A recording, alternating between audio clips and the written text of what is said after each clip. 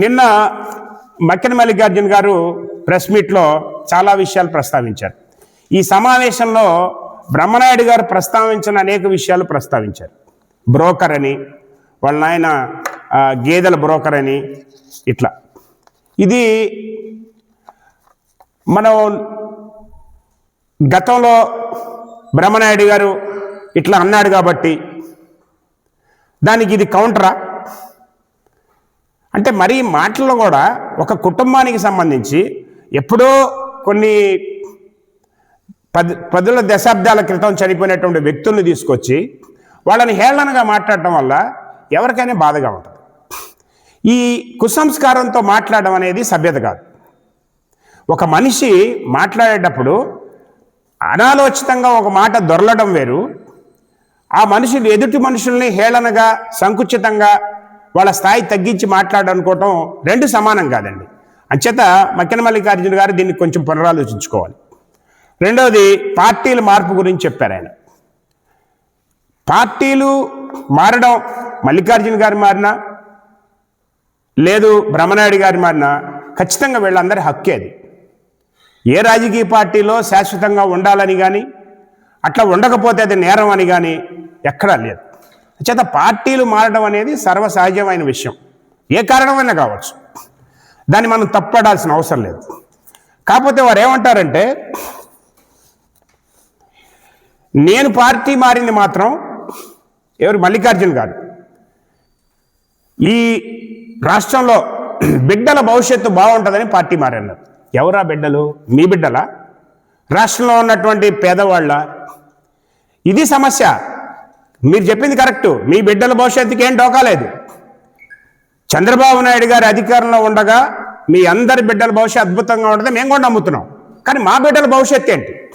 అణగారిన వర్గాల బిడ్డల భవిష్యత్తు ఏంటి? వాళ్ళ బిడ్డల భవిష్యత్తు వాళ్ళ సంక్షోభంలో ఉంది. కనుక మేము మాట్లాడుతుంది ఈ దేశంలో అణగారినటువంటి వర్గాలు, వివక్షకు గురైనటువంటి వర్గాల బిడ్డల భవిష్యత్తు గురించి మా సమస్య. నిరంతరం వాళ్ళ గురించి ఆలోచిస్తున్నాం. వైఎస్ఆర్ కాంగ్రెస్ పార్టీ ఆ దిశగా వాళ్ళ కోసమే పనిచేస్తూ ఉంది.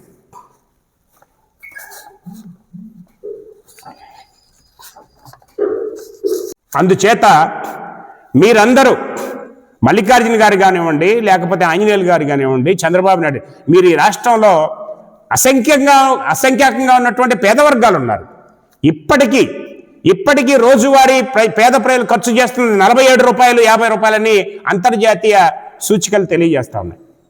ఇంత పేదరికం ఉన్న సమాజంలో ఈ పేదరికాన్ని తగ్గించే మార్గం ఏంటి? శాశ్వతంగా నివారించే పద్ధతులు ఏంటి? వాటికి ప్రణాళికలు ఒక్కటి చెప్పగలిగారా మీరు? గత 5 ఏళ్లలో జరిగింది ఈ రాష్ట్రంలో అదే. కేవలం సంక్షేమంతోనే ఏ దేశంలో ఉన్నటువంటి పేదరికాన్ని పారదోలటం సాధ్యం కాదు. కాబట్టి విద్య ద్వారా ఇది సాధ్యం. విద్యతోనే మాత్రమే పేదరికాన్ని పూర్తిగా అంతం చేయగలం అని చెప్పి 5 ఏళ్లలో విద్యని అత్యధికంగా ప్రోత్సహించి విద్యా ప్రమాణాలు పెంచేటువంటి ప్రయత్నం చేసి మీకు ఇంగ్లీష్ మీడియం తీసుకొచ్చి పాఠశాలల రూపురేఖలు మార్చి పెద్ద ప్రయత్నం జరిగింది. ఇవాళ కనీసమైనటువంటి ప్రయత్నం జరుగుతుందా? కనుక మీరు చెప్తున్నటువంటి మేమేదో చంద్రబాబు నాయుడు గారు అద్భుతం చేస్తారని పార్టీ మారాం, లేదు బ్రహ్మనాయుడు గారు పార్టీ మారితేనేమో స్వలాభం కోసం మారారు అనేటువంటిది సరైనటువంటి మాట కాదు. మీరు ఇవ్వాలన్నటువంటి అభివృద్ధి నమూనా పూర్తిగా తప్పు. ఇది పేద ప్రజల పొట్టగొట్టి కార్పొరేట్ల పొట్ట నింపేటువంటి అభివృద్ధి నమూనా. దీన్ని ఖచ్చితంగా వైఎస్ఆర్ కాంగ్రెస్ పార్టీ వ్యతిరేకించి తీరుతుంది అని చెప్పి మనవి చేస్తూ, గౌరవ శాసనసభ్యులు చీఫ్ విప్ గారు వారానికి ఒకసారి ఏమో ప్రజా దర్బారాన్ని నిర్వహిస్తున్నారు. ఏమిటండి ప్రజా దర్బారు? ప్రజా దర్బారులో మీకు వచ్చే సమస్యలు ఏంటి? ఒకసారి పత్రికాముఖంగా మీకు వచ్చిన సమస్యలు ఏంటి, అవి ఏ రకంగా పరిష్కారం అయినో చెప్పగలరా? సావుల్యాపురంలోనో వినుకొండలోనో మున్సిపాలిటీలోనో నాకు పని ఉంటే నేను ఆ కాగితం పెట్టుకొని ఆయన దగ్గరికి పోతే మళ్ళీ ఆ కాగితం ఎక్కడికి పంపిస్తారు? మున్సిపాలిటీకి పంపిస్తారు. అంటే మీరు ఒక రాజుల్లాగా, సామంత రాజుల్లాగా రోజు మీ దగ్గరికి బేహారులాగా ప్రజలు రావాలనేటటువంటి కోరికన? ప్రజాస్వామ్యం అంటే ఏంటి?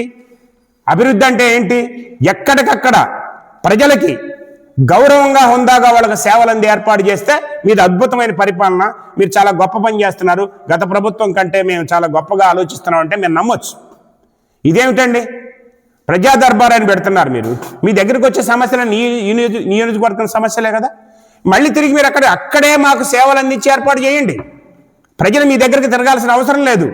ప్రజలు మీ దగ్గర తిరిగే అవసరం లేకుండా ఎక్కడికక్కడ హుందాగా గౌరవంగా కార్యాలయాల్లో పని జరిగేటట్టు మీరు చేసినట్టయితే ఖచ్చితంగా మేము అభినందిస్తాం. కానీ అలా కాకుండా ప్రజలు అయాచితంగా మా దగ్గరికి రావాలి, యాచకుల్లాగా మా దగ్గర వచ్చి అర్జీలు పట్టుకోవాలి, మేమేదో చేసినట్టు సాధించినట్టు రోజు పత్రికల్లో టీవీల్లో వార్తలు రావాలనుకోవటం ఇది హేతుబద్ధమైనటువంటి రాజకీయం కాదు. దయచేసి వినుకొండలో అందరూ వెనుకబడ్డ నియోజకవర్గం అని చెప్తూ ఉంటారు. అంటే మమ్మల్ని వెనుకబాటుతనంలో ఉంచి మీరు ఇటువంటి రాజకీయాలు చేయాలనుకుంటే ఈ నియోజకవర్గ ప్రజలు కానీ మేమందరం కూడా చూస్తూ ఊరుకునే సమస్య లేదు. ఖచ్చితంగా మీరు మీరు మీరు మల్లికార్జున గారు కానివ్వండి, ఆంజనేయులు గారు కానివ్వండి, కొంచెం పునరాలోచించండి. మీరు చేస్తున్నటువంటి పనుల పట్ల ఒకసారి లోతైనటువంటి ఆలోచన చేయండి. ప్రజల స్వతంత్రులు, ప్రజల పన్నుల డబ్బుతో మీరు రాజకీయం నడుపుతున్నారు అనేటువంటి దృష్టిలో పెట్టుకొని కొంచెం మీరు ఆ దిశగా ఆలోచిస్తారని వినమ్రంగా మీ అందరికీ మనవి చేస్తూ సెలవు తీసుకుంటున్నాను. నమస్కారం.